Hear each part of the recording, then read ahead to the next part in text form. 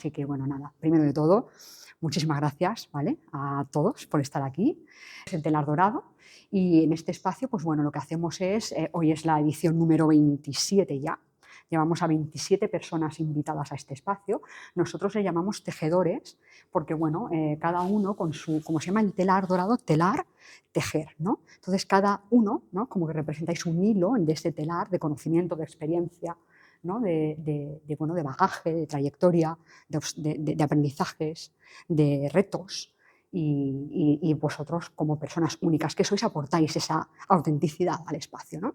Entonces, bueno, por eso les llamamos tejedores. Entonces, este espacio está dedicado, pues, principalmente a dinamizar el ecosistema emprendedor de Andorra, con la voluntad, pues, de contribuir, ¿no?, de contribuir a dar a conocer, ¿no?, el mundo de los negocios, de las experiencias, de qué nos encontramos en el camino cuando uno emprende, y también abordar la perspectiva del emprendimiento desde otras perspectivas, porque es interesante también ver, ¿no?, pues cómo se contribuye a nivel institucional. Por ejemplo, ahora tenemos a Santi, que representa al mundo bancario, institución financiera, es decir, desde diferentes ámbitos, cómo se contribuye al emprendimiento, ¿no?, y cómo se dinamiza. Ellos, por ejemplo, están, bueno, ya me adelanto un pelín, muy vinculados al mundo del emprendimiento y además lo dinamizan en el país de forma comprometida y además muy dinámica. Así que, pero bueno, esto ya me estoy adelantando un poquito a la entrevista. Entonces, bien, dicho esto, el telar dorado tiene un distintivo y se puede decir que ya acabo de presentar el espacio. El telar dorado tiene un distintivo y es que vosotros, los asistentes, también podéis participar de la conversación, ¿vale? Este es el espíritu, ¿vale? Podéis hacer, bueno, pues preguntas, podéis compartir, hacer alguna reflexión. Queremos que participéis de esta conversación, ¿vale? Entonces, os animamos durante la entrevista, no hay límite, ¿no? No se, digamos, se circunscribe a que tengáis que intervenir al final de la entrevista, sino al contrario, os animamos a lo largo de toda la entrevista que podáis hacer alguna aportación que os surja en ese momento, ¿de acuerdo? Para, bueno, nuestro invitado, en este caso, Santi. Entonces, bien, dicho esto, ¿qué nos trae hoy aquí, no? Pues hoy traemos a Santiago de la Rea. Yo le conozco por Santi, entonces ya le llamo Santi. Podéis llamarme Santi. Podemos llamar, tenemos su visto bueno, ¿no? Podemos llamarle Santi. A Santi de la Rea. ¿Quién conoce a Santi de la Rea? Yo ya sé que algunos le conocéis. Muy bien, ¿vale? Le conocéis. Claro, él es el director de innovación y transformación digital de CREAM, Credit Andorra, ¿vale? Y con él hoy vamos a hablar de diferentes aspectos, pero primero queremos conocerla a él, ¿no? Entonces nos vamos a centrar un poquito en conocerla a él, camino, aprendizajes, retos que se ha encontrado en el camino, ¿vale? Luego, por otro lado, vamos a hablar un poquito de lo que es conocer la banca, ¿vale? Mundo de la innovación. Él lleva 25 años en el mundo de la banca, de los cuales los últimos 10, si no me equivoco, Santi, por ahí va la cosa, ¿verdad? Sí. Se ha dedicado al ámbito de la innovación y también a la conexión con el emprendimiento, ¿no? Entonces, claro, bueno, pues un poco hablar de emprendimiento, de cómo se conecta la banca con el emprendimiento y de, bueno, pues cómo se innova en una entidad financiera, ¿no? Cuáles son los retos que se encuentran, los aprendizajes que ha extraído, ¿no? Y cómo ellos contribuyen también al emprendimiento del tejido empresarial, en el tejido empresarial de Andorra, ¿vale? Entonces, bien, dicho esto, introducción hecha, muchísimas gracias de nuevo por estar aquí, muchísimas gracias, Santi, ¿vale? Y nada, pues vamos a dar inicio a este espacio del telar dorado, ¿vale? Bueno, Santi, ¿cómo estás? Muy bien, ¿y tú?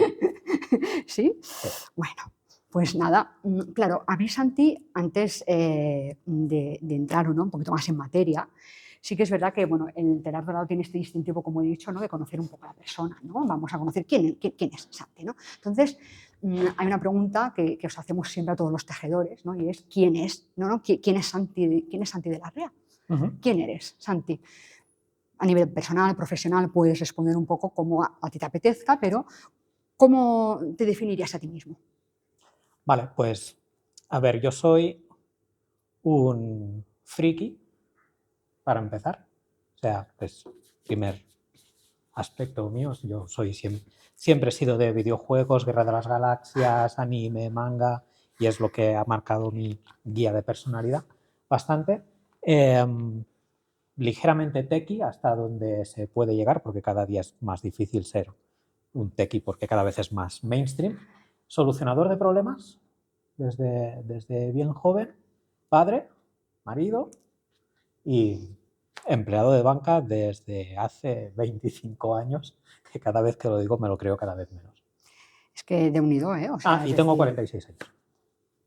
O sea, llevo pues más de media vida trabajando en exacto, banca. o sea, llevas más de media vida trabajando en banca y en Creditant. Bueno, no, aquí ya es verdad, ha habido evolución, es verdad. Sí, Exacto. sí, O sea, yo empecé sí. en CaixaBank, Vale. CaixaBank Andorra, Ujú.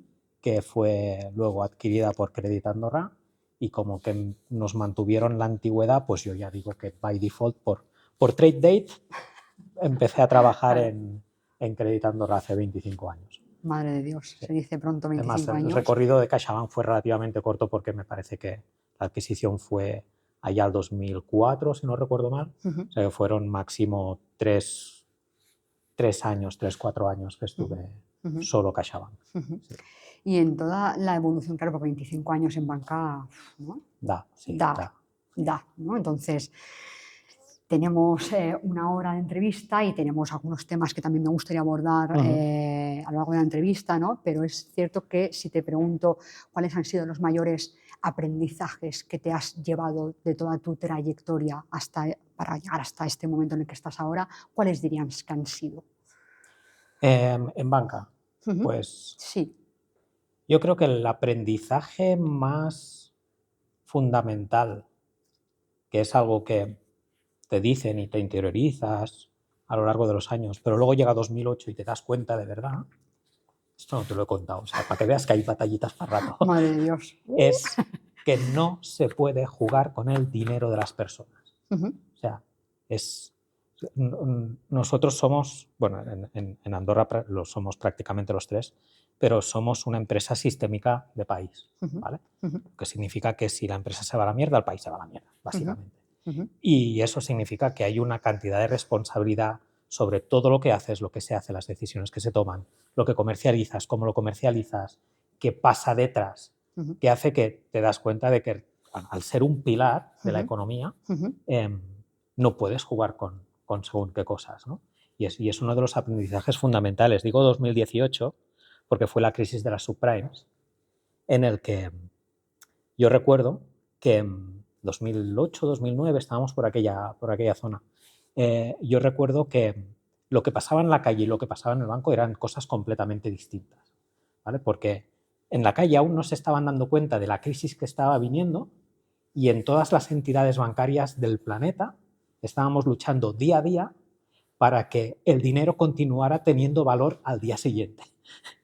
Porque estábamos al borde de la crisis de confianza sistémica más bestia que había. Es decir, la gente podía, o sea, las entidades podían dejar de un día para el otro, confiar las unas en las otras, y eso rompía completamente el esquema. Ujú. Y entonces, claro, salías de un día de decir, vale, la hemos salvado un día más, pero no el banco, sino el sistema financiero mundial la ha salvado un día más, y salías a la calle y veías la gente sonriendo y feliz comprando el pan, y yo pensaba, es que a lo mejor mañana no te cogen los euros para comprar el pan, es que no lo sabes. O sea, realmente ese punto para mí fue, y parece que exagero, pero realmente yo lo No, sentí no, así. no, no, no, no. Eh, Ahí es donde realmente dije, hostia, hay cosas con las que no se pueden jugar. Ujú, O sea, no puedes jugar con la salud, pero ujú, no puedes jugar con el dinero ujú, tampoco, ujú, porque es que es sistémico, o sea, ujú. es la sangre de la sociedad. Completamente. Hablando de, claro, este es el aprendizaje que extraes, ¿no? Ujú, Entiendo que, claro, asociado a este aprendizaje, cuando se están en aprendizajes, hay un reto, ¿no? Ha ujú. habido un reto bueno, pues que gestionar y que ver cómo se gestiona para extraer este aprendizaje tan potente que estás compartiendo, que me parece vital Ujú. y de suma importancia, ¿no? ¿Cuál ha sido, asociándolo a aprendizaje, el mayor reto? No tiene por qué estar asociado si no se puede compartir, pero ¿cuál ha sido quizá el mayor reto entonces al que os habéis enfrentado o al que te has enfrentado estando, digamos, pues bueno, O en tu sea, sí, trayectoria? ligando con esa situación, porque cuando acabó la crisis empezó la gran época de la hiperregulación Ujú, del sistema financiero, que implicó que todos los recursos de las entidades tenían que estar destinados a mejorar los controles, la regulación, la prevención, todo, todo, todo. O sea que nos pasamos una década literalmente intentando ponernos al día a los estándares que nos habían puesto pues, Europa principalmente, Estados Unidos y demás, claro, empiezan a llegar las empresas tecnológicas, ¿vale? Empiezan a despuntar los Googles, los Apples de turno y tal, y todo el mundo quiere las cosas rápido, fácil y bien, ¿no? Y claro, nosotros venimos de 10 años de escribir reglas, de intentar tenerlo todo cerrado, controlado, prevención fantástica y tal, y de golpe nos dicen, no, es que las reglas del juego ahora tienen que cambiar. Porque está muy bien que lo tengas todo controlado, pero la gente ya no se acuerda de lo que pasó y ahora lo que quiere es abrir una cuenta en 5 minutos. Y lo que quieren es poder enviar 10.000 euros sin tener que firmar un contrato, porque es lo que le está vendiendo el resto de los sectores tecnológicos que están apostando por la usabilidad, la simpleza, etc. Y dices, vale, pues ahora ¿qué hago? Porque, o sea, me he gastado toda la pasta en regulación, no he podido innovar durante 10 años, ¿qué hago ahora para todo lo que ahora está en mi ADN, que es la protección total y absoluta del dinero de mis clientes, sacrificar seguridad, sacrificar procesos para que tengan esos puntos de facilidad, que es lo que demanda el mercado ahora? Que entonces dices, bueno, a ver, pues lo haremos al ritmo que toque. Y entonces te llegan las fintech y te joden el plan. Y entonces dices, vale, pues ahora hay que espabilar. Ahora hay que espabilar y hay que inventar y hay que hacer cosas. Entonces el reto está en cómo concilias esos dos elementos. Eso es. Cómo concilias la tranquilidad del cumplimiento y de la regulación con la usabilidad que te está pidiendo el cliente, que en última instancia no entiende por qué una transferencia tiene que tardar 3 días en llegar del punto A al punto B si yo unos bitcoins los transfiero en 2 segundos. Entonces, ¿cómo juegas con eso? Ese es el reto. ¿Y cómo lo habéis, cómo desde vuestra experiencia, cómo lo estáis equilibrando, cómo lo estáis gestionando? Pues muy fácil. Estoy buscando trabajo fuera del sector bancario. No, a ver, ¿cómo se está haciendo? Pues, a ver, nosotros no jugamos con riesgo, o sea, para nosotros es difícil, es complicado. Entonces hay que ir a buscar siempre aquellas mejoras que no comprometan la seguridad, el cumplimiento y demás. Hay diferentes estrategias. Nosotros estamos optando por siempre llegar al mayor estándar posible de fiabilidad, seguridad y cumplimiento, lo que hace que no podemos hacer, pues, como cualquier tecnológica, y sacar algo y luego arreglarlo, o sea, no es nuestro estilo. Nosotros, si sacamos algo, tenemos que estar muy seguros de que está bien, y eso, pues, a nivel competitivo es un poco complicado, ¿no? Evidentemente. Lo que pasa es que sí que nos hemos acercado muchísimo, justamente, y una fantástica transición, al mundo del emprendimiento, a la fintech, a aportarle a esta gente que no ha salido escaldada de todas las crisis que vienen y que tienen ideas frescas, nuevas, y no tienen ese trauma que tenemos nosotros, a ayudarles a sacar ideas, pero sabiendo, o sea, sacando el fundamental de las barreras que no se pueden sacar. Entonces, de ahí salen iniciativas como Besto, que es una de las fintechs que tenemos en el portfolio, y todo lo que hacemos, pues, desde Crean Acelera en la ayuda a otras fintechs, otras startups. Vale. Ahora Iremos exactamente a estas iniciativas, porque me parece muy, muy interesante. Antes de continuar por la vía de las iniciativas, sí me gustaría que nos hablases claro, tú transicionas, ¿no? O sea, tu trayectoria te lleva, pues, a transicionar al mundo más de la innovación, ¿no? Llevas los últimos 10 años dentro del mundo de la innovación, Sí. en el banco. Entonces, primero, ¿hay algún evento en tu camino, en tu trayectoria, que te haya hecho cambiar tu perspectiva acerca de tu profesión? Y si está relacionado con tu transición hacia la innovación. Sí, o sea, de hecho hay diferentes hitos. O sea, yo empecé muy joven en banca, ¿vale? O sea, yo empecé que tenía 21 años. 25, tengo 46, tenía 21 añicos, ¿no? Lo que significa que, sumando 2 más 2, no he estudiado demasiado, ¿vale? O sea, no se me daba bien. Yo fui a Lycée, del Lycée fui a Université Paul Sabatier, hacer matemáticas porque quería hacer informática y allí solo podías hacer informática si primero hacías 5 años de matemáticas, o sea, así iba el rollo.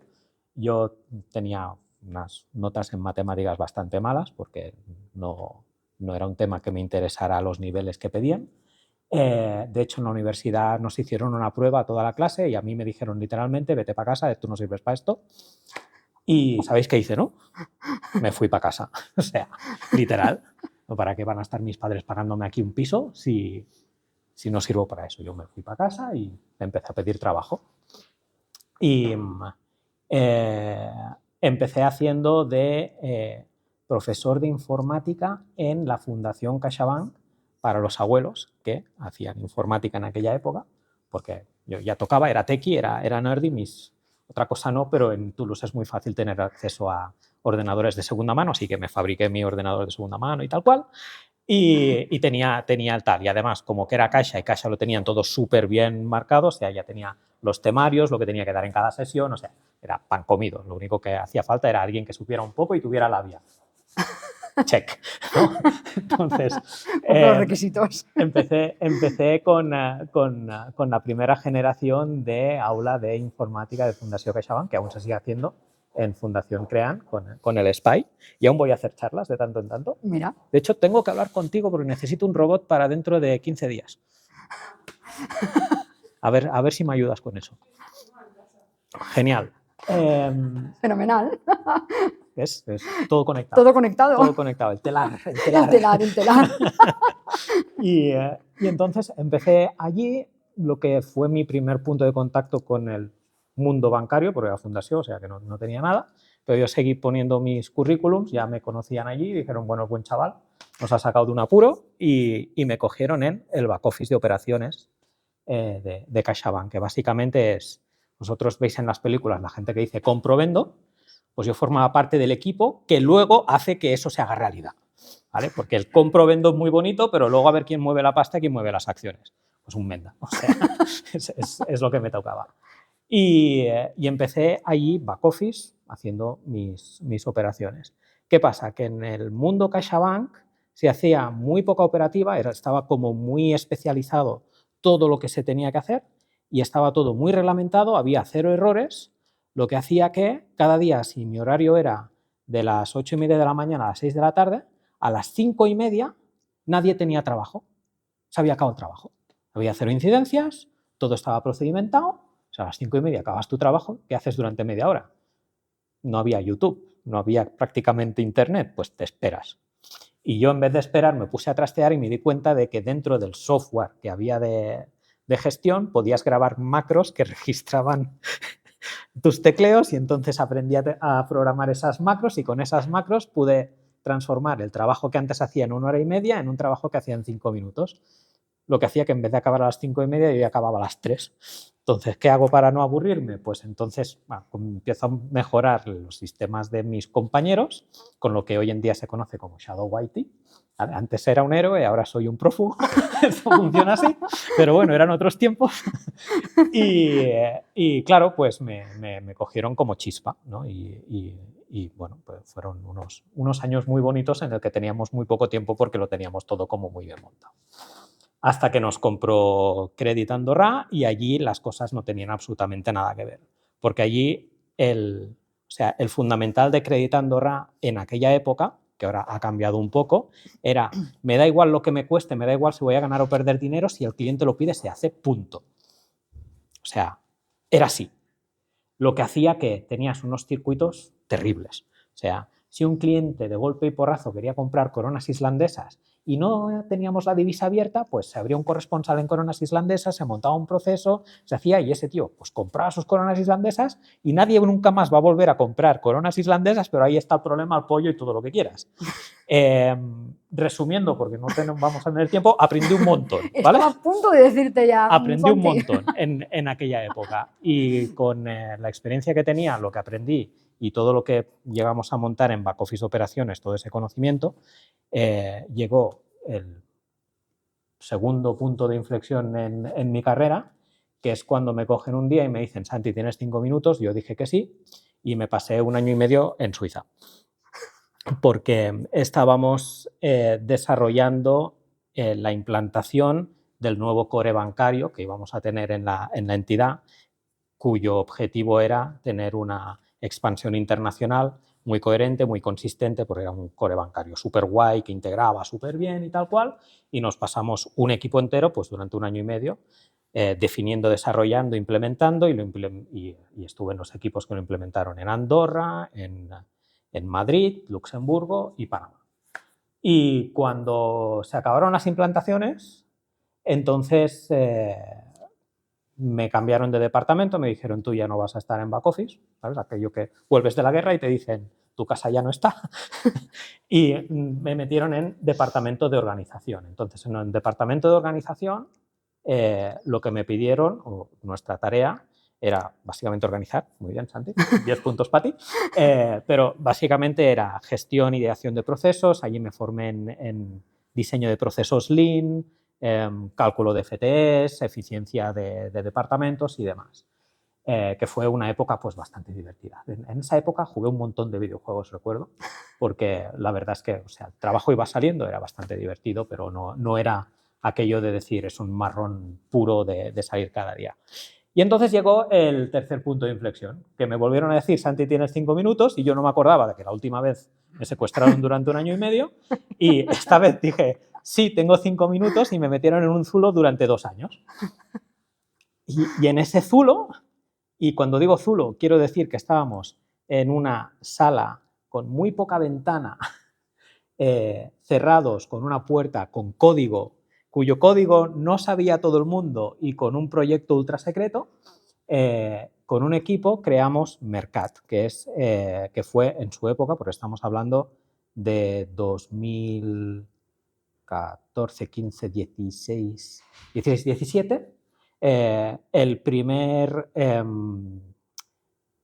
asesor de inversiones digital, que no automático, no era un robo-advisor, era digital pero no era robo-advisor, pensado para banca privada, con el primer onboarding digital de Europa, por no decir del mundo, de clientes de banca privada 100% digital, sin presencialidad, que, o sea, era un proyecto muy chulo, muy guapo. Ahí es donde empecé realmente innovación, porque ahí es donde aprendimos a utilizar metodologías Agile. Bueno, nos equivocamos un montón, ¿vale? Bueno, eso precisamente es cuando nos equivocamos se aprende, un montón, ¿no? Al final. Y sacamos un proyecto muy chulo que tuvimos incluso que presentar delante de la CNMV y el Banco de España, porque no entendían cómo se hacía esto de un onboarding digital para banca privada.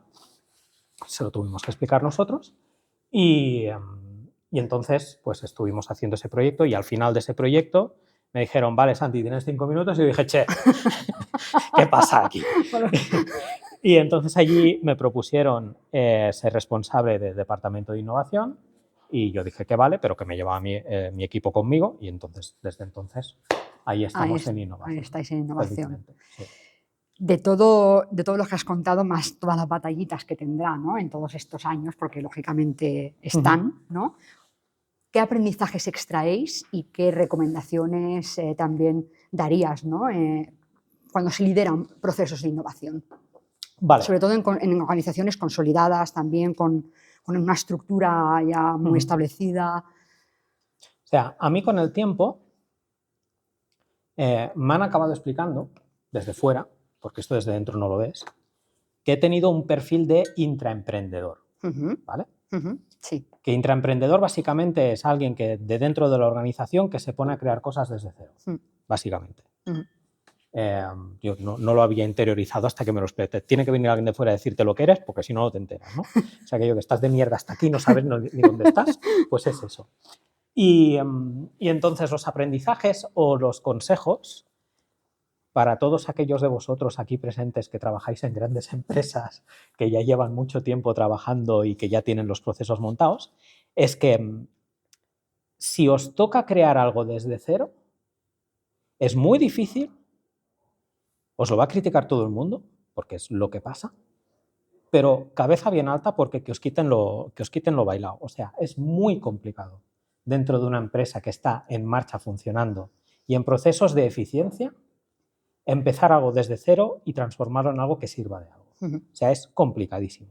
Así que si alguno está en ese caso o lo ha vivido, bravo, porque es jodido de cojones y hay que reconocerlo. Eso es lo primero. Lo segundo es que también es muy divertido. Las cosas como son, o sea, no te aburres. Yo no he hecho 2 días seguidos lo mismo en toda mi vida. No, está claro que aburrirte no te has eso está aburrido, claro. ¿no? Sí. Entonces, y en cuanto a aprendizajes, pues te va a tocar equivocarte. Entonces, no evites el error, ya, inclúyelo dentro de tu proceso. O sea, equivocarte es normal, por lo tanto, des cuenta que te vas a equivocar, ¿qué vas a hacer con ese error? ¿Cómo vas a capitalizar ese error? ¿Cómo le vas a sacar dinero a ese error? ¿O cómo vas a sacarle cualquier tipo de provecho a ese error? El tip es que las batallitas de cagadas tienen más éxito que las batallitas de éxito. Entonces, son más fáciles de divulgar, explicar y ayudan a generar mejor networking al final. Me ha gustado mucho esto que has dicho. Y por eso también, de hecho, patrocinamos Fuck Up Nights, porque es una cosa que realmente está en el ADN. Exacto, eso es. Sí, aprender precisamente de los errores, que es de lo que más se puede extraer aprendizaje. Claro. Entonces, dentro de esos retos, Sí. claro, uno de los mayores retos es la gestión del cambio, ¿no? Entonces, ¿cómo habéis gestionado el cambio ante semejantes procesos de innovación internos que habéis impulsado? No, es terrible, la gestión del cambio es mentira, o sea, son los padres, no existe. Directamente. Es muy complicado, o sea, pretender coger una empresa en marcha funcional con 75 años de historia y decir, vamos a cambiar la cultura de esta empresa y nos lo vamos a hacer en 5 años. Vale, buena suerte, o sea... Sobre el papel igual se soporta, ¿no? Pero sobre ni siquiera. Ni siquiera. O sea, ni siquiera. Yo, por todo lo que he estudiado de casos donde ha habido cambios culturales verdaderos en entidades, normalmente se dan solo en 2 casos. El primero, a la empresa le queda un mes de vida. A la empresa le queda un mes de vida. Si al cabo de 2 meses sigue viva, no es la misma empresa.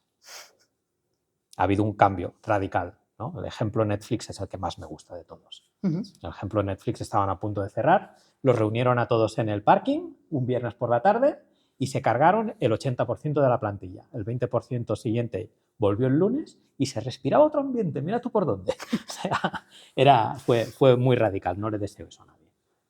El segundo caso es cuando es una empresa familiar y hay un cambio de dirección por generación. O sea, generacionalmente ha habido un cambio de dirección y la generación nueva no tiene nada que ver con la vieja y entonces dice, venga, vamos a mejorar, digitalizar, vamos a llevar esto en otra dirección. Si no tienes ninguno de esos 2 casos, un cambio de cultura es muy lento. Es algo que nosotros estamos consiguiendo, pero es que para ver una diferencia cultural te tienes que mirar 5 años atrás y decir, es verdad, antes hacíamos esto así y ahora lo hacemos así. O sea, no son cosas que digas de hoy para mañana o de este año para el otro voy a ver un cambio significativo en la cultura. Pero si lo miras con suficiente tiempo dices, hombre, pues algo hemos andado. Ahora, el trabajo en innovación en empresas grandes es resiliencia, paciencia y más resiliencia. Es lo más importante. Muchas gracias, Santi. Habéis venido algunos nuevos, simplemente hago un pequeño inciso, ¿vale? Para que conozcáis el espacio y es que podéis participar de la entrevista, ¿vale? Luego ya pues os explicaré después, si acaso, qué es este espacio que hacemos aquí, pero como algo que sí que me gustaría resaltar y aprovecho también para recordaros, podéis también, compartir con nosotros, o si tenéis alguna pregunta que queráis hacerle a Santi, sois perfectamente bienvenidos y podéis hacerlo, ¿vale? Es decir, este es el valor distintivo del espacio, que podemos entre todos construir un clima de aprendizaje compartido. Entonces, si hay alguna pregunta que yo estoy haciendo, pero que vosotros os surge otra, tenéis total libertad, levantáis la mano y formuladla y ya está, ¿vale? Así que nada, aprovecho y os pregunto, ¿queréis hacer alguna pregunta aquí a nuestro tejedor, a Santi? ¿Queréis hacerle alguna pregunta, alguna reflexión? Venga, dale. Que Santi habla muy bien. Sí, Gracias. sí, es difícil cortarle, es verdad. Sí, yo también me quedo aquí escuchándole y digo, míralo. Sí. Un pequeño matiz, que ya hace poco que esté aquí. ¿Cómo se lleva, que seguramente es difícil, o está compartimentado, una banca muy tradicional, por no decir prehistórica, con esa innovación? ¿No hay un choque ahí? ¿O os tienen separados? Las respuestas rápidas nos tienen separados. La respuesta rápida es esa. Entonces, ¿cómo lo estamos sorteando? Que nos pasa a nosotros aquí, pero le pasa a todo el mundo, ¿eh? O sea, porque una vez al año nos vemos todos los directores de innovación de todos los bancos del mundo y nos tumbamos una botella de whisky para llorar. O sea, básicamente pasa en todas partes. Menos los asiáticos que vienen con bancos nuevos y dan mucha rabia, pero bueno, eso es para otro día. Pero, o sea, básicamente, ¿qué pasa? Cuando en nuestro mundo financiero hiperregulado, y supongo que en cualquier mundo hiperregulado pasa lo mismo, tienes que compartimentar la innovación en diferentes velocidades, vamos a llamarlo, ¿vale? En diferentes velocidades. Entonces, tienes la velocidad actual, que es la velocidad clásica, que lo que busca es no jugar con el dinero de la gente.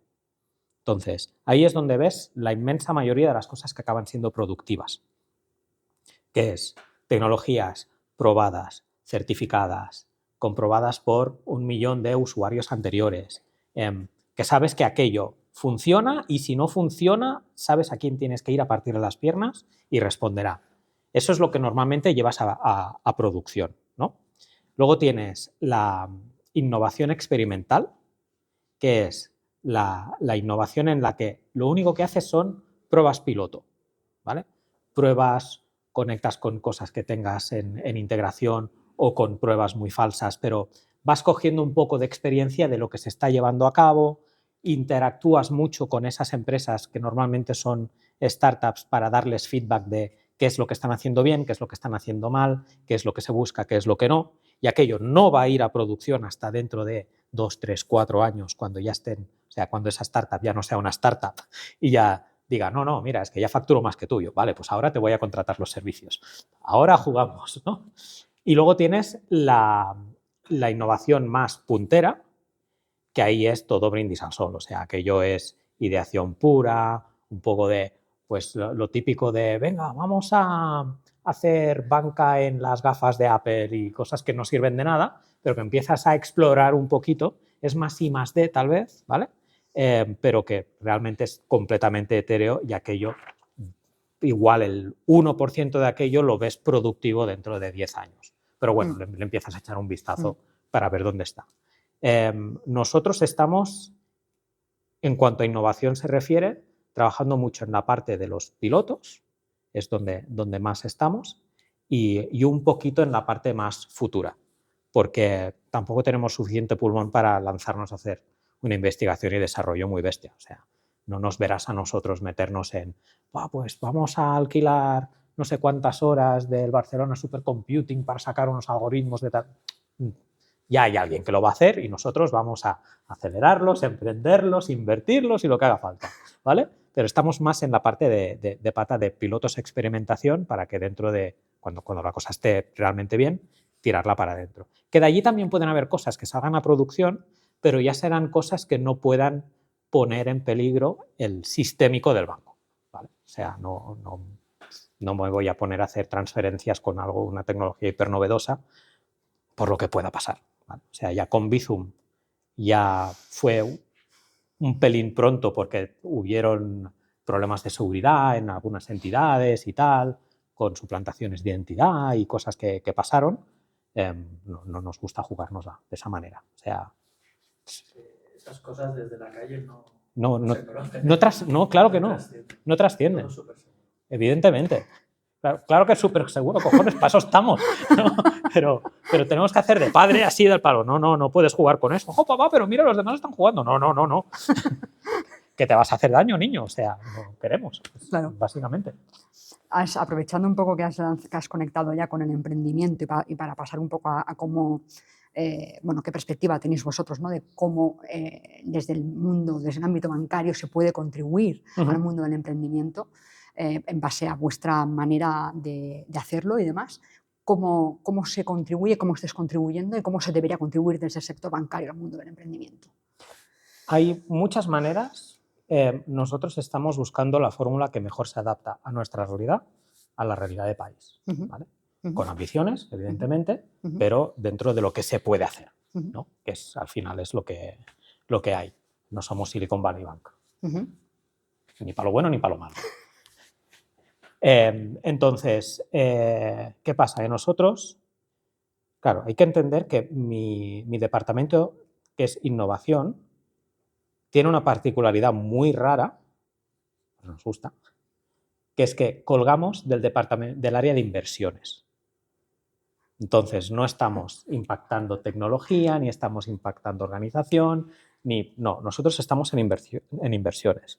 Y dentro de lo que es inversiones, una de nuestras estrategias está en la hiperespecialización de productos. Ujú. Y creíamos fervientemente de que uno de los productos especializados en el mundo de las inversiones que más futuro tiene ahora mismo para nosotros es la inversión en capital riesgo, private equity y demás, que son productos que son difíciles de acceder Ujú. para el público normal Ujú. y donde nuestro expertise realmente aporta un valor, Ujú. ¿no? Porque no te voy a aportar valor en la compra. Si quieres comprar telefónicas, tienes 1000 maneras de comprar telefónicas.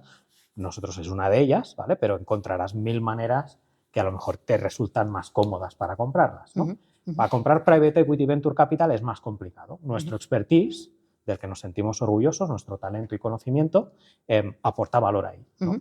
Entonces, todo eso lo podemos ligar muy fácilmente con el emprendimiento, con la estrategia de Andorra de innovación Ujú. y con nuestro interés en poder hacer estas pruebas piloto, tocar esas startups que pueden tener algún tipo de sinergia con lo que nosotros estamos haciendo, para que cuando llegue el momento adecuado, Ujú. si las hemos ayudado y ellas nos pueden ayudar, pues acabamos mejorando la propuesta de valor de todos, ¿no? Ujú. Ujú. Entonces, para nosotros la conexión con el emprendimiento es esa. Ujú. Por un lado es poder invertir en esas empresas, siempre que Ujú. sea posible, Ujú. poderlas ayudar para que prosperen, Ujú.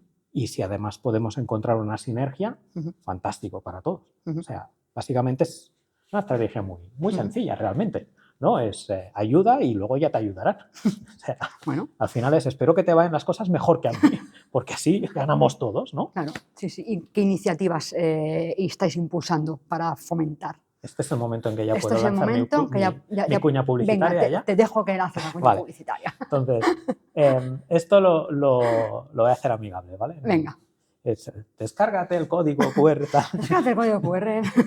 No. No, de hecho, te quiero preguntar precisamente para que las personas que nos escuchan también se lleven aprendizajes, ¿no? Es que habéis aprendido también de vuestra experiencia contribuyendo al emprendimiento, qué aprendizajes extraéis y cómo también podemos aprovechar estos programas y las iniciativas que también tenéis, ¿no? Y ponéis a disposición. Entonces, un poco también te lanzo ahí a las dos preguntas, por si te apetece unirlo todo.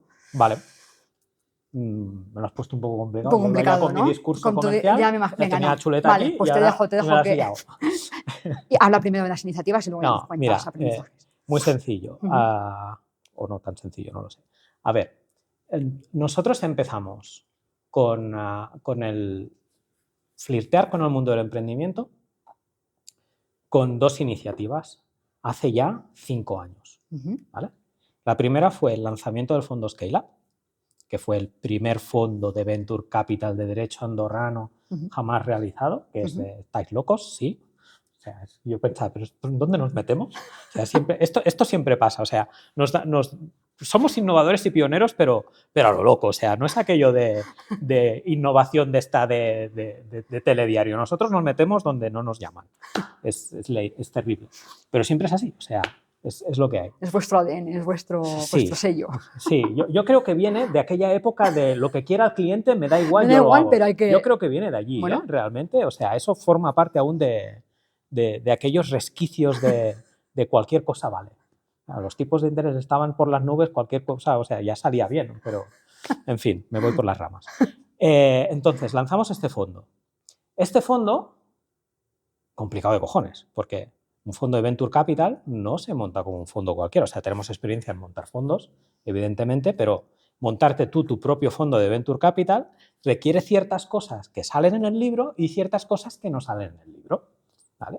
Lo que sale en el libro es muy sencillo. Tienes que seleccionar, o sea, tienes que tener tu tesis de inversión muy clara, seleccionar aquellas startups que sean las que vayan a tener mejor recorrido, encontrarte unos clientes que te pongan un dinerito en el fondo y con el dinero que te pongan los clientes en el fondo, compras, o sea, entras en las acciones, en las participaciones de estas startups. Eso lo haces durante 5 años y luego los 5 años siguientes te dedicas a ir saliendo de esas inversiones con unos resultados multiplicado por 10 y todo el mundo es fantástico, maravilloso y todo el mundo os gana un montón de dinero y nunca ha habido ningún problema. Eso es lo que te dice el libro, ¿no? Qué bien. No, pues hay problemas, ¿vale? Y son problemas que no son cuantitativos, son cualitativos, porque los cuantitativos somos banca, sabemos gestionarlos. Los cualitativos es otra historia. El cualitativo que no te explican es, por cierto, si no te conoce ni Dios, nadie va a querer tu dinero. Que eso en épocas donde los tipos están bajos y las startups van hartas de rondas de capital, es un problema gordo. Porque tú vas y dices, no, mira, es que yo soy un fondo, se llama Scale Up Andorra. ¿No me suena? Sí, hombre, de Andorra. Eso no es provincia de Cataluña. Que tenemos un... Vale, ¿y cuánto dinero nos vas a meter? No, nosotros poquito, 100.000 euros y tal. Yo por menos de 1.000 no me levanto de 1.000.000 no me levanto de la cama. ¿Qué me estás diciendo? O sea, las startups buenas que están entrenadas a conseguir rondas y demás van de este palo, o por lo menos en las épocas en las que los tipos están bajos y todo el mundo se quiere meter en el Venture Capital, van de este palo. O sea, gente que ni te levanta el teléfono y dice, no, es que tú quién eres troll, no quiero saber nada de ti, y gente incluso que te compromete que sí, que vas a entrar en la ronda y que 2 días antes te dice, no, mira, es que ha venido otro fondo, ha barrido toda la cap table y que te quedas fuera. What the fuck? O sea, eso es un problema. Entonces, tienes el equilibrio entre que no has hecho nunca un fondo de este estilo, por lo tanto, el regulador dice, ¿qué estás haciendo, chaval? ¿No? Dice, ¿dónde te estás metiendo? Porque el regulador tampoco tiene idea, es el primer fondo de Venture Capital de Andorra. El regulador dice, ¿y esto cómo se...? ¿Y esto? O sea, ya ahí tienes una fricción, ¿no? Una tensión. Todos queremos aprender, pero claro, el regulador está del palo... No me siento cómodo tampoco, ¿no? Los clientes que dicen, bueno, mira, confío en ti porque eres quien eres, pero poquito, ¿no? Entonces, poquito dinero. Ese poquito dinero no te permite invertir demasiado. Las startups no quieren. O sea, es difícil encontrar startups que digan, vale, sí, no hay problema, ¿te quieres meter con 100.000 euros? ¿No me vas a molestar mucho? Porque van así, ¿eh? Ande, ¿me vas a molestar mucho? No, tranquilo. ¿Qué intenciones tienes? No, si es solo para entrar y salir. Pero tú quieres tú quieres ser el líder de la ronda. No, ni mucho menos. Pero seguro no me vas a tocar algo. ¿Y me vas a pedir mucho informe? No, coño, lo justo para valorar y esas cosas. Vale. O sea, vamos de ese palo al principio, lo que hace que al principio es muy difícil conseguir tracción. Una vez consigues tracción y te haces un nombre en un ecosistema, en este caso en el ecosistema español, zona Barcelona, un poquito Madrid, ¿vale? Porque hay un trabajo detrás con scouters, gente conocida, reconocida, business angels que nos avalan, etcétera, etcétera. Ya llegas a un punto al cabo de 5 años que es de, oye, que me interesaría entrar en tu ronda. Ah, vale, pues te espero. ¿Vale? Y ya llegas a una zona de reputación que dices, vale, ok, ya estamos. Hemos llegado al final de la construcción de la cartera, pero ya hemos llegado, ¿no?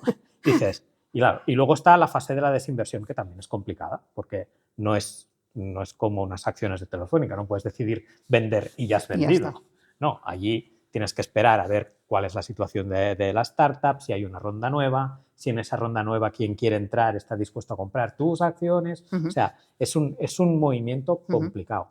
Y de ahí el gran valor añadido de hacerlo. O sea, ahí es donde creemos que podemos aportar valor.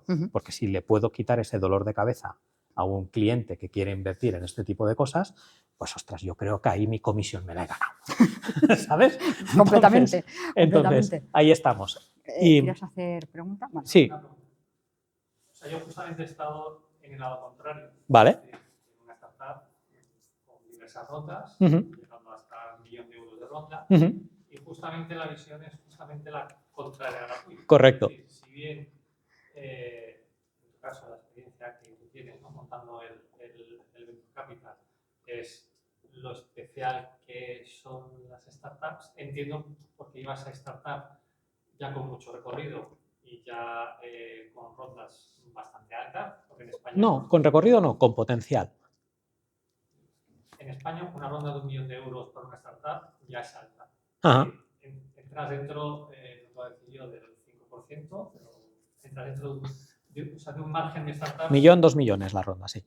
Eso ya es una startup pues, bueno, que tiene bastante potencial y que tiene cierto recorrido. Uh-huh. Entonces, dentro de esa startup que he estado, ¿no? o fundé en su momento, teníamos precisamente la visión contraria, ¿no? Que los venture capitals, no venture capitals solamente, inversores en general, no vamos eran muy especiales y encima eran los que en un momento determinado, cuando querías cerrar la ronda, de repente 2 días antes se marchaban. Decían, no, ahora no me interesa entrar. Entonces, me parece curioso y me gustaría, ¿vale? Dentro de la pregunta, sería cuando vosotros seleccionabais, ¿no? Ese tipo de startups, aparte del potencial, que es un intangible, Uh-huh. los potenciales siempre son intangibles, ¿qué KPIs, por decirlo así, o en qué sectores principalmente os orientabais? Vale, eso hace alusión a la tesis de inversión que tenemos en el fondo, ¿vale? Porque si no tienes tesis de inversión no puedes meter, porque ¿qué explicas, no? Entonces, la tesis de inversión que desarrollamos para Scale Up Andorra fue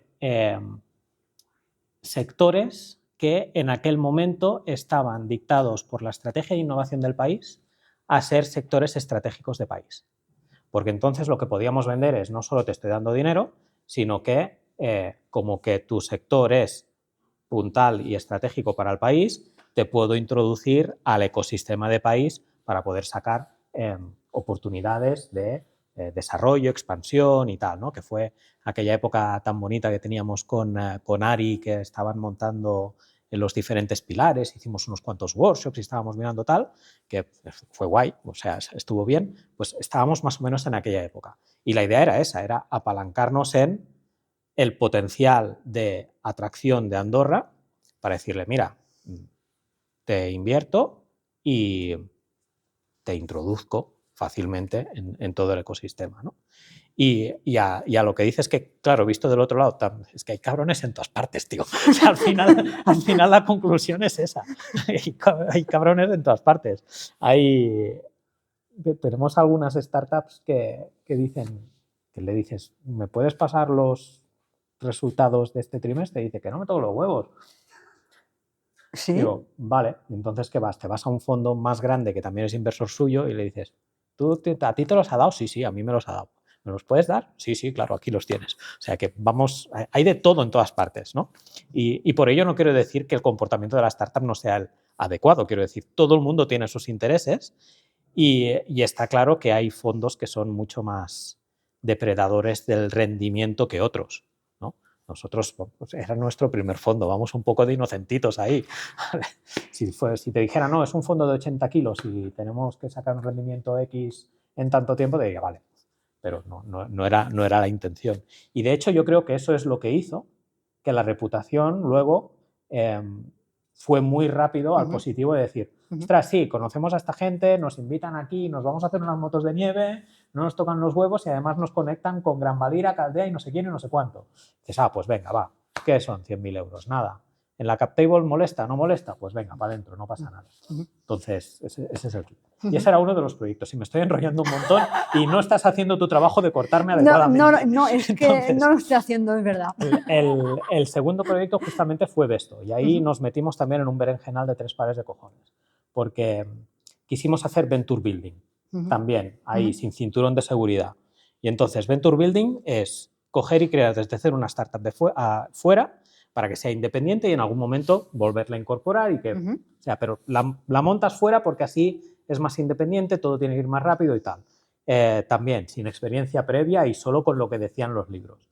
Bueno, fue un sufrimiento. Ahora estamos súper orgullosos de esto, pero fue un sufrimiento, o sea, realmente es como tener un hijo ahí y eso, todos son microinfartos continuamente para que la cosa siga, pero bueno, forma parte del trabajo. Claro. ¿Qué pasa? Que todo esto te genera un montón de experiencia, un montón de know-how y todo ese know-how hay que capitalizarlo, ¿no? Es como haces que el error luego salga. Y de ahí sale Crean Acelera y ahora viene la cuña publicitaria, ¿no? Entonces, el año pasado lanzamos Crean Acelera, que al final fue de, vale, estamos haciendo un montón de cosas, cada uno por su lado, vamos a cogerlo todo, a juntarlo en una sola marca, que es Crean Acelera, y vamos a ponerle un poco de orden a todas nuestras iniciativas. Y de ahí salen pues, los programas de aceleración, sale la inversión propia, sale el fondo de inversión, sale todo el network que hacemos con el Innovation Hub y todas las colaboraciones pues, que hacemos pues, con vosotros, con Bomosa, Actin, con todo el mundo. Y hasta ahí, cuña más corta, soy un comercial. Está fenomenal. Si estáis interesados, ya sabéis que podéis. Creanacelera.com. Exactamente, ahí. Podéis mirar, podéis preguntarle ahora después cuando acabemos el telar. Así que estáis, vamos, en el lugar perfecto para asaltarle, ¿vale? Yo una cosita más, ya vamos un pelín sobre, son las 8. Madre mía. Bueno, se nos ha pasado volando. Perdón. Volando. No, tranquilo, si es que es un placer escucharte, hijo mío, ¿qué quieres que te diga? Entonces, realmente se pasa rapidísimo. Entonces, nada, 5 minutitos más si me permitís y así cerramos, ¿vale? 8 y 5, 8 y 10 y ya, bueno, pues eso, cada uno podrá irse a su casa o donde quiera, ¿no? Entonces, Santi, un poco por capturar, ¿no? Entonces, vuestros mayores aprendizajes, bueno, pues lógicamente con todo el conocimiento que tenéis, bagaje, experiencia y demás, ¿cómo se puede aprovechar estos programas y cuáles son, digamos, dinos el mayor aprendizaje, por no extendernos mucho? El mayor aprendizaje que tenéis de toda esta experiencia. A ver, yo creo que el mayor aprendizaje es la capitalización del error. Del error. Aprender de los errores porque, o sea, si no te equivocas no estás innovando, básicamente. Básicamente. Y luego, ¿cómo aprovecharse? Bueno, pues tenemos la página web, allí lanzamos los diferentes programas. Actualmente tenemos 2, ya los tenemos cerrados. Vaya por para Dios. esta No iteración. Uno es Enlaira, que es programa de aceleración de startups andorranas. O sea, tú montas tu startup aquí y allí puedes postular pues, para el programa de aceleración, que es un programa de 6 meses, que al final hay un concurso con... hay un demo day al final, entonces las startups seleccionadas después del programa de aceleración harán un pitch delante de un jurado en el que habrá pues, miembros de Andorra Business, porque esto lo hacemos con Andorra Business, miembros nuestros de Creant, y también traeremos miembros de IS Business School para analizar la startup, y la startup más prometedora se llevará un cheque de 10.000 euros, que aún no sé de qué tamaño lo voy a hacer, pero mola mucho, ya me dirás dónde los compras. Actin, vamos, los hacen porque fenomenal, son muy guays y yo me lo quiero copiar. Y bueno, ese es uno. Y luego tenemos otro que es como mucho más bestia, que este lo hacemos en colaboración con Plug and Play Tech Center, que es el mayor fábrica de programas de aceleración y de inversión del mundo. Son los primeros que invirtieron en Google, en lo que llaman el Lucky Building, porque te alquilan el local por no sé cuántas acciones porque no tenían un duro y míralo dónde están ahora. Y esto es un programa de aceleración de startups europeas que vengan a resolver retos de empresas de Andorra. Entonces, en esta primera iteración estamos haciendo con Caldea y Gran Valira y estamos acelerando 8 startups. Y esto forma parte también, y vuelvo al principio, que a lo mejor es uno de los aprendizajes, que es que si no te conocen no te dejan invertir, ¿vale? Todo esto lo hacemos también para tener, de la misma manera que hemos ganado la reputación en la zona Barcelona-España, mi objetivo es ganar la reputación a nivel europeo. O sea que si yo me voy a Berlín a una feria y digo vengo de Creanacelera, que no me miran así, me miran así. O sea, no estoy pidiendo mucho más. Cuesta una pasta, cambiar la ceja. No. O sea, es una barbaridad. En marketing, cambiar de así a así es una... Madre mía. Pero bueno, el objetivo es este, poder ir a buscar las mejores startups posibles, las mejores inversiones posibles, para, por el lado del banco, tener los mejores productos de Private Equity Venture Capital que podamos sacar, que al final está en el core de la inversión, ¿no? Y además que desde Andorra nos podamos beneficiar de toda esta innovación y crear unas sinergias que nos abran. Hablando ahora ya hay un poco mirada a futuro, ¿no? Dentro de tu experiencia en el mundo de la banca, ¿no? Y demás, y de la innovación, ¿cómo ves que va a evolucionar el sector de la banca en los próximos años? Hombre, yo creo que vamos en la línea y, o sea, yo tengo una visión desde hace ya unos cuantos años de lo que es el sector de la banca tradicional, ¿vale? Sí. Y es que, y sigo creyendo lo mismo, pero no equivocarme. Pero bueno, ya, si me equivoco, pues ya lo capitalizaré, ¿no? Y es que en banca tradicional somos muy buenos en procesos. Y en neobanca y en fintechs y demás son muy buenos en experiencia. Entonces yo creo que nosotros nos vamos a volver más B2B y menos B2C. Es decir, que vamos a pasar a dar servicio a todas estas empresas nuevas que entran, que quieren comerse el mundo y se dan cuenta que no saben lo que es una fecha valor. Entonces, ahí es donde entra la conexión. Y ahí hay una pata de tecnología muy importante, ¿no? La apificación de los servicios, que implica cambiar procesos de manera muy radical, etcétera, etcétera. O sea que hay innovación que se tiene que llevar a cabo, pero quiero decir, al final, yo creo que si hemos acabado traumatizados de crisis pasadas, capitalizar ese trauma, evitando que las experiencias nuevas provoquen errores como los que hemos tenido en el pasado, ¿no? Entonces yo creo que vamos a ir por ese camino, el de servir experiencias, pero mantener el core clásico detrás. Clásico quiero decir los valores clásicos de lo que es la preservación del capital de los clientes. Muy bien. Qué bien me ha quedado Qué bien, final, te ha quedado perfecto, ¿eh? O sea, vamos. Enhorabuena. Si es que de verdad. Bueno, pues, ¿quieres? Sí, claro. El tema de la IA, ¿cómo lo ven dentro del banco? Si es permitido o si hay cosas que es como no prohibido, o sea, prohibido, por ejemplo, Cloud Cowork o Cloud o incluso herramientas para las notas de reunión y tal. Y tú también, como tú lo usas a nivel más personal, como que ahí, bueno, todo es posible, digamos. Bueno, estas preguntas. Vale, estamos hablando de inteligencia artificial generativa. Sí, bueno, generativa. Y luego, bueno, todo este tema de Cloud Cowork, que al final ahora toma control de la laptop y puede hacer acciones y tal, lo que es agente IA y IA generativa. Nos horroriza. O sea, si te hablo en el mundo banco, eso nos horroriza.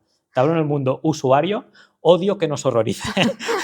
¿Vale? O sea, es el resultado real, pero es que es cierto. O sea, y estamos hablando, reitero, en inteligencia artificial generativa, ¿vale? Inteligencia artificial de toda la vida, pues la llevamos usando literalmente toda la vida, porque, vale, sí, hace tiempo, vamos. Yo, algoritmos genéticos así desde 2010, o sea, no hay problema.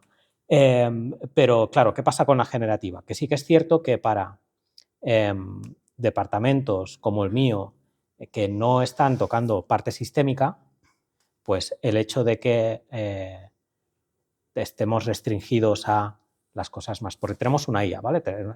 Tenemos una IA en el banco que se llama Sofía.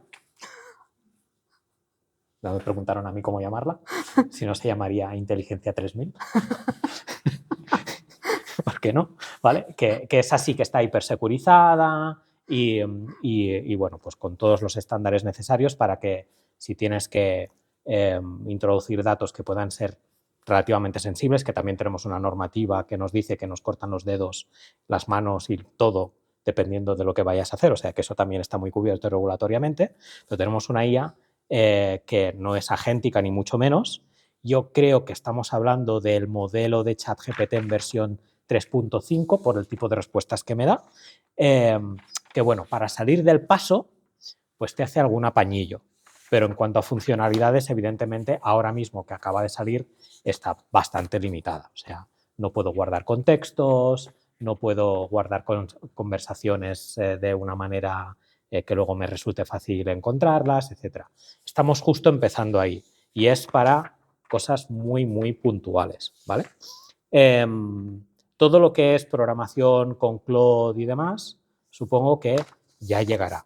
También te tengo que decir que el ADN de desarrollo que tenemos en la entidad también es un ADN bastante de la vieja escuela. O sea, a mí no me vengas con milongas, o sea, esto del flow coding no va con nosotros, ¿vale? Porque lo probamos, vemos cómo es y sí, vale. O sea, somos 100% conscientes de que tener un Cloud Code y confiar en él es como confiar en el becario del verano. O sea, mal, ¿vale? Pero sí que es cierto que es una cosa que está ahí. Pero estamos en las de siempre. Cuando sea una tecnología que recordemos que empezó hace 3 años, que esté confirmada, certificada, probada, valorada, que se le hayan pegado 1000 veces los demás y que entonces se hayan aprendido los errores, entonces empezaremos a introducirla en todo lo que es sistémico, ¿vale? Yo, claro, si tengo que hacer un research sobre cómo está la robótica doméstica para mis alumnos de fundación, que para eso necesito un robot porque les voy a hacer una charla sobre cómo está la robótica doméstica, pues claro, ahí no toco nada.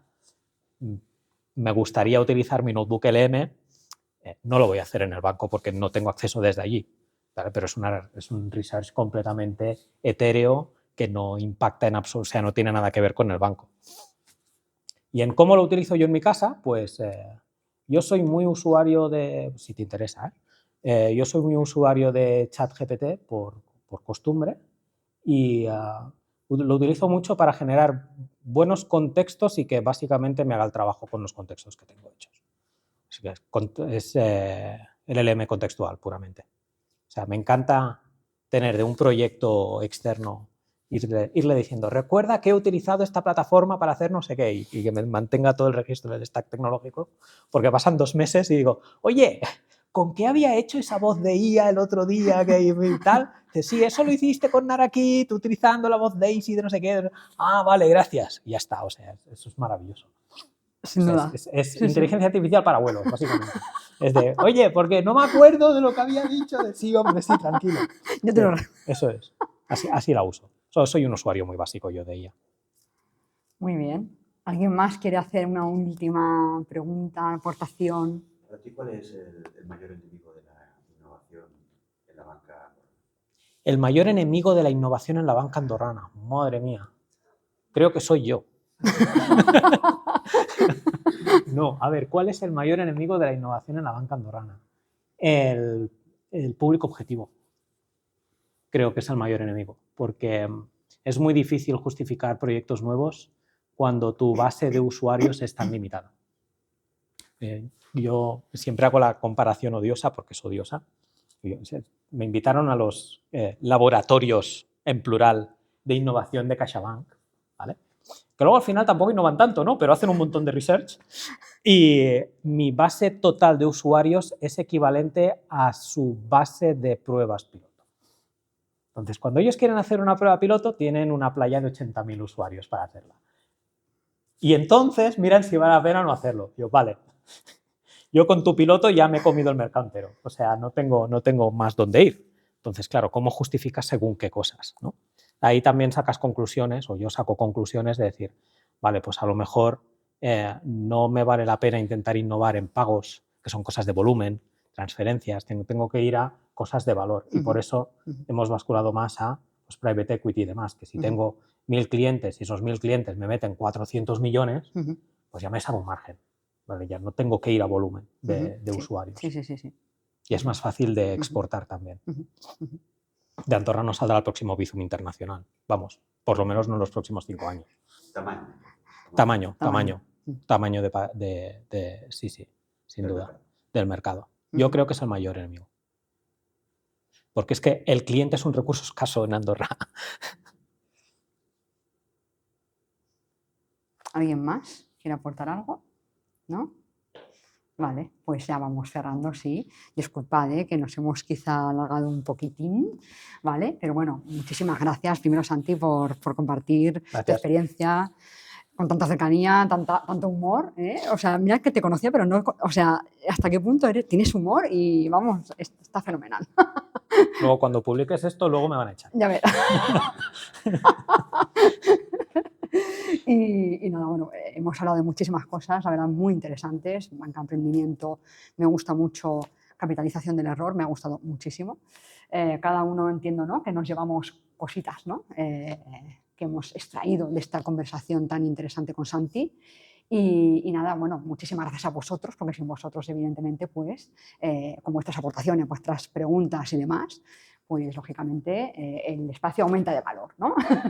Así que, pues lo dicho, muchísimas gracias por estar aquí y nada, os espero en la siguiente edición del Telar Dorado, que será el mes que viene, tercer miércoles de cada mes que hacemos estas sesiones del Telar Dorado. Así que nada, muchísimas gracias a todos. Gracias.